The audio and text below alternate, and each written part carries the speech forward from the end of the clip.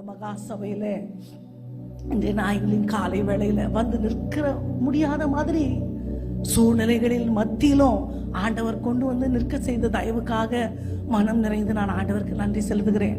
உங்கள் மத்தியில ஆண்டவருடைய வார்த்தையை பகிர்ந்து கொள்வதை நான் பாக்கியமாய் நான் நினைக்கிறேன். கர்த்தர் இந்த நாளை எப்படி இப்படி நியமித்தார் எனக்கு தெரியல. பாஸ்டமாய் நான் அழைத்த நாள் முதல் இதற்காக நான் ஜெபித்தேன்.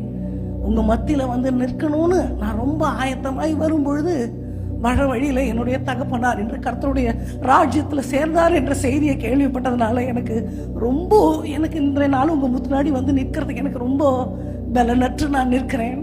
ஆனாலும் என் கணவர் ஒரே ஒரு வார்த்தை சொன்னார், நீ போய் ஊழியத்தை முடிச்சுட்டு வந்துரு. பாஸ்டர் மட்டும் சொல்லி டைமை ரீஷெடியூல் பண்ணி நீ அந்த ஊழியத்தை முடிச்சுட்டு வந்துரு, ஊழியம் தான் முதல் முக்கியம்.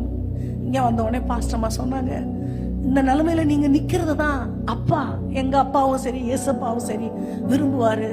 நீங்க வந்து உங்களால இப்போ நீங்க எப்போ வேணுமோ நீங்க வந்து ஆண்டவருடைய வார்த்தையை சொல்லிட்டு கடந்து சொல்லுங்கன்னு சொன்னதுனால மிகவும் என்னை தானே தைரியப்படுத்தி ஆண்டவர் தான் முதல் அப்பான்னு மனசுல நினைத்து உமது சித்தத்தை நிறைவேற்றுவது தான் எனது போஜனம் என்று மனப்பூர்வமாய் நான் ஆண்டவரை நம்பி வந்து நிற்கிறதுக்கு ஆண்டவர் எனக்கு பலன் கொடுத்தார். ஆனாலும் நீங்க பண்ணியிருக்கிற ஆயத்தங்கள், உங்களுடைய ஜெபங்கள், உங்க பிரயாசங்கள் எல்லாம் பார்க்கும் பொழுது நான் வந்தது ஆண்டவருடைய சித்தம் என்று நான் நம்புகிறேன். பாதி வழியில தான் எனக்கு அது இப்பவும் கற்பனை கூட பண்ண முடியல.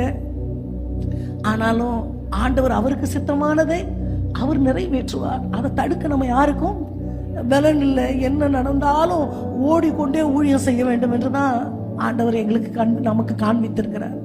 உங்க எல்லாரையும் ஆண்டவர் இவ்வளோ இந்த சபையில தூண்களாய் நிலைநிறுத்தி இந்த மகா சபையில இவ்வளவு பெண்கள் நீங்க கடந்து வந்திருக்கிறத பார்க்கும் பொழுது எனது இருதயம் கர்த்தருக்குள்ளாய் கடி கூறுகிறது. ஹல்லேலூயா, ஹல்லேலூயா.